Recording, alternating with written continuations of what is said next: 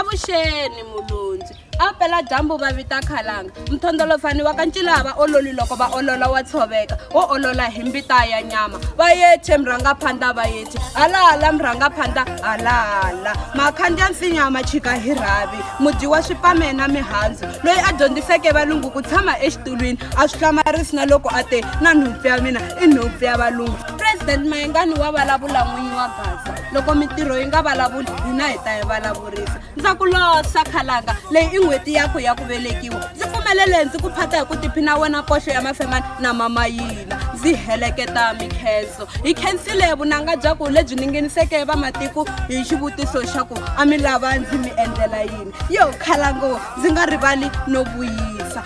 Vuya khalanga hakunene ya n'waka ha vuyisa. Hi vuyisa degree ya ku leyi swekiweke hi poto ra galaza kusuka eUniversity of Johannesburg n'wexemu.